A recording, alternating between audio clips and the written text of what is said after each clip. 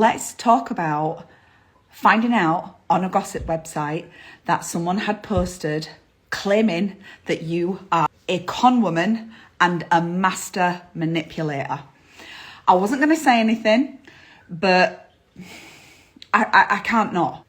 It's time to share exactly what happened. If you have been under a rock for the last 48 hours or so, you might not have heard the news that I am a master manipulator and a con woman no less. What happened was I received a message from somebody who sent me a link to a website, and this website's sole purpose of existence is to trash people. And I opened it up and my first initial reaction was like, I fucking knew this was coming.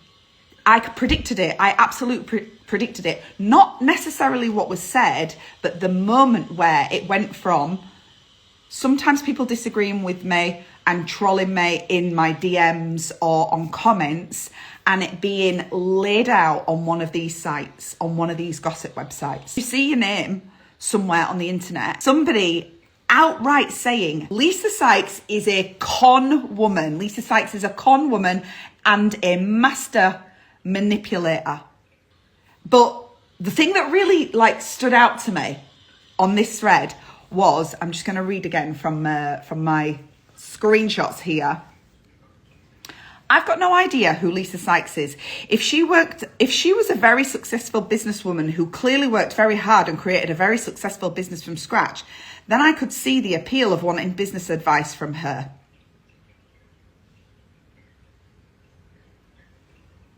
I've got the fucking receipts, but we'll get to that in a minute. What's really happening here is women attacking other women. But that isn't actually the problem. It's a symptom. And do you want to know what the real problem is?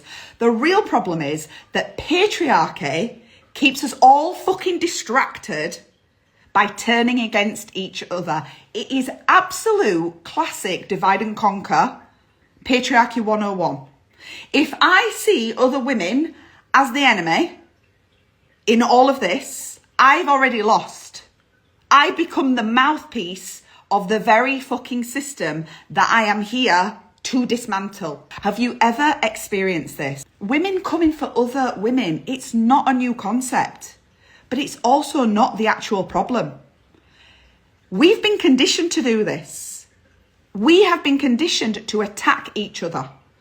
Because if we're busy judging and doubting and dragging each other down, we are not focused on our own power, on how we're just distracted, we're divided, we are so much easier to fucking control. It is the oldest trick in the patriarchal book. Keep women small, make them believe that other women are the threat, that success is scarce, that success is finite, that there's only so much to go around, that someone else winning means that there's less for you. That is what is going on here. And I have seen it play out so many times over the years, and I refuse to play into it. If I start seeing women as the enemy, I've already lost. I literally become the same tool, the same mouthpiece for the very system that wants me quiet, broke, and apologising for taking up space. And I'm not going to fucking do it. I refuse to join the toxicity. And so one of the questions that I was asked during this saga was, fucking name and shame them. Are you going to name and shame them? And the answer is no. No, I'm not. That's not leadership. That's just more gobbing off. That's just more noise. And do you know what else? I would not fucking drive traffic towards their website to increase their ad revenue, because let me tell you one thing, it's fucking death by pop-up over there. And I am not going to give them oxygen. So I want this to be a conversation about women believing in other women, women not deciding to get in the perpetual swirl of gossip and toxicity that has been literally used as a weapon against us to keep us separated from our power, to keep us separated from our power. It would be so much easier to get in and slag people off and share who they are and all of that stuff. But this, if you are hoping for this in this conversation, it's not going to be happening. We'll get to the receipts that I've got about all the things that apparently they're confused as to why someone would come and want to learn from me. One of the comments on this thread was, I find it all a bit icky that doulas, being a doula is a money-making scheme.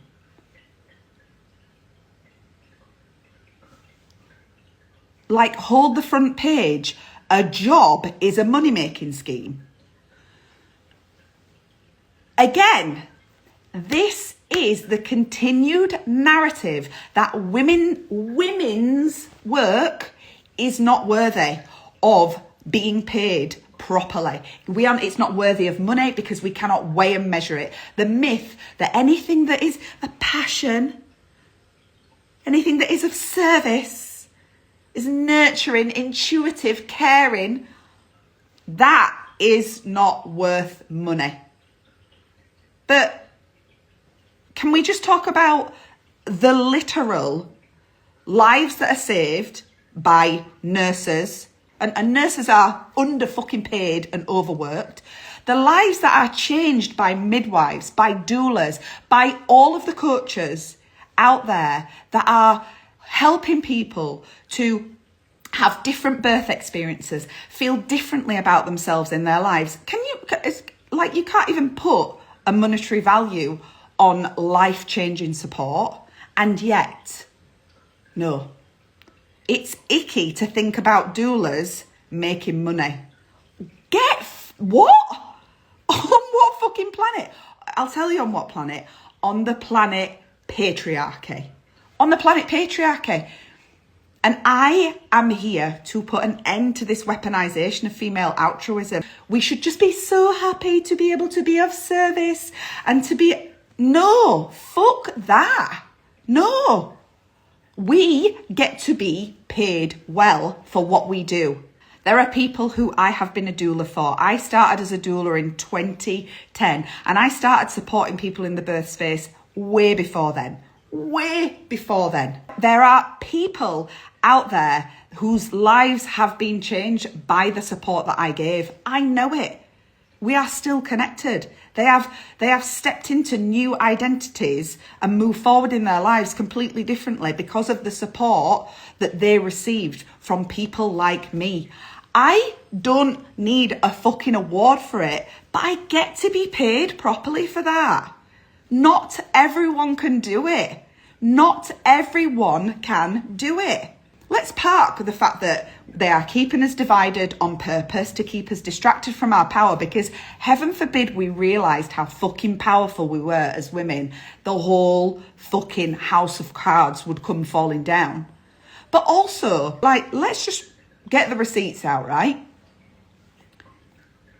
If she was a successful businesswoman who clearly worked very hard and created a very successful business from scratch, I could see the appeal of wanting to learn from her. I took voluntary redundancy as a business analyst. Hello, I actually kind of had some experience in the business world, but whatever, again, we'll park that. I took voluntary redundancy as a business analyst with no safety net, with no clue what I was going to do. I don't have a degree. I left school when I was 15. I had to go back and do paper 2 of GCSE sociology 2 weeks after I'd started. I didn't even have any grown-up clothes to go to fucking work in. I had to borrow my mum's suit from C&A, and then I sat in chewing gum on the bus on the way home, but that's a whole other story. But I left my job with no safety net, and by this time I was a single mom. I was a single mom with a mortgage. And I left that job because why? I wanted to do something that actually made a difference in the world, because that pull was there. It was always there. Would you class that as like working hard and building things from scratch? Would you class being like fully booked from day one as a doula because of the work that I'd put in behind the scenes before I even did my training? Would you class moving countries from England to Switzerland and setting up my business again there in fucking French, from Switzerland to Dubai and setting up my business again there in fucking COVID, from moving from Dubai to Paris and setting my business back up here, I live in Paris, by the way, in French, like, that's, I mean, you know, that's pretty easy, right? We'll forget about the results that I've had with my clients, which are by far and above the best in the business. No one else can boast the kind of results that I have. I'm not just my results, the results of the people around me. Like, they've got receipts as well. I've got the receipts and they've got the receipts. But yeah, sure, con woman, master manipulator, sounds about right, eh? What the actual fuck? But the truth is this, I didn't come here to be liked. I came here to lead, and I knew this would happen eventually. I absolutely knew this was coming. I said to Keith, this is good. This is good. When you're out there doing big things, people's eyes are on you. And because of the fact that women have been conditioned to attack one another when they're successful. Hello, Taylor Swift, the most loved and most hated woman practically on the planet. This is why people have got a fear of success, because they're like, oh my God, how am I going to be able to handle this? And blah, blah, blah, blah, blah, blah, blah, blah, blah, and all the rest of it. Tall poppy syndrome is real. Women being cut down to size is real. The minute that they stand tall, take up space, use their voice, be a little bit too fucking successful, be a little bit too much. I knew it was coming eventually. And this for me has solidified how well I'm doing. It has absolutely solidified how well I'm doing. My favourite message was one that I was really surprised and over the moon to receive. And it wasn't even from a client. It was from somebody that's known me from way back before I moved into business, before I set up as a doula, before I trained as a doula. And she reminded me of a few things that I had forgotten about. And she said, tell me these people, these women, haven't known you since 2009 without telling me. Because we've seen the journey. We've seen the development and the struggle and the manifesting. I remember you selling all your stuff from your house in Halifax, making the choice to accept being abroad, whatever that looked like. Before the jobs, before the houses. I remember your first few doula babies. I remember the effort. I remember the home. I feel emotional like listening to this, because this is what I have done. Gather yourself, Lisa. Gather. I remember the Home Birthers and Hopefuls website. The Home Birthers and Hopefuls website was a website that I created before I trained as a doula. Who remembers pre-Facebook groups and stuff like that, like chat forums? I mean, basically the same kind of thing that this nonsense is on, this gossip thing, only it was positive. And I was on a pregnancy forum and I was trying to have my kids. And this person is someone that knew me from back then. And there was no chat on that forum about having a home birth, and I was planning a home birth, and I was like, we should have a chat. We should have a thread where we can come together and talk about our plans for home birth. And I named that thread Home Birthers and Hopefuls, and it was for people that had either had a home birth or were hopeful that they would have a home birth. That thread became a website that I created, a website that I paid for, a community that I literally created with somebody who is a research fellow at Oxford University, that was full of evidence-based information for people having home births, like the latest information and evidence on group strep B and twin birth at home and all of this stuff. We spent hours and hours. It was literally a labour of love. I paid for it all out of my own pocket. I never made any money out over that. It wasn't monetized. It was done because of the passion that I've got for the work that I do, changing the world. So home birthers and hopefuls, the free support groups on Facebook, the constant advice, tips and tricks and experience that poured out of you with no clear channel of where it was going yet. The business that you have now was always going to happen. You developed yourself for the role that you have without realizing you would have it. Mic drop. That's it. I get fucking paid for what I do. I get to get paid, and I get to get paid well for what I do. I have sat on my own on a Sunday because I was the only person willing to do a volunteer group for the Calderdale home birth group. That was me. I set it up. Sat there week in, week out, sometimes on my own. Oh my God, someone's come. Amazing. Positive birth group in Leeds. Me. I set it up. Volunteer time. I used to go to all the home birth groups and just help out. Breastfeeding cafe. Yeah, I was there as well. The unseen and unpaid emotional labour that have built the foundations of my business. If that means that I am not a successful businesswoman who clearly worked very hard and created a very successful business from scratch, what else? What do you want from me? What else do you want from me? So what I'm taking away from this experience is this. You can't be a leader of women and hate to see them win. You cannot be a feminist and uphold patriarchal narratives. This experience has reminded me why I do what I do and who I do it for. The mission has to be bigger than the fear of judgment and being misunderstood and being, people not liking you and saying and chatting shit about you on the internet. The mission is more. It's more than any of this. Any of this. And I'm not going anywhere. I'm not shrinking, and I'm not fucking sorry. I really don't know what to say.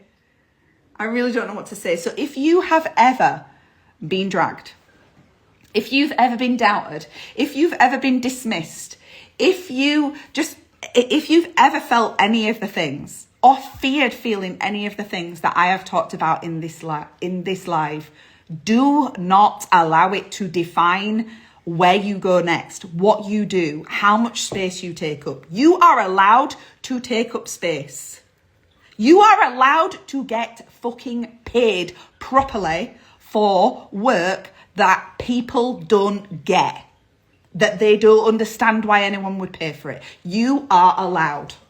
Be loud, be disliked, get paid, be seen, because when women lead boldly, you make the world a better place. Do not shrink. Do not shy away. And when they come for you, you've made it. You've made it. You've actually made it. I knew this had come. And you know what it's like? This is transition. This is the breakdown before the breakthrough. There's rumbles when something big is about to happen. There are rumbles and changes and gear changes, and everything starts to ripple and bubble up. And then boom, the magic happens.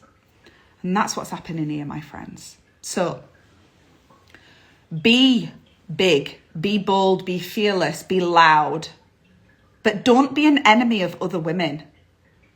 Being small is you are pandering to patriarchy. Don't do it. Don't do it. Undercharging. You are pandering to patriarchy.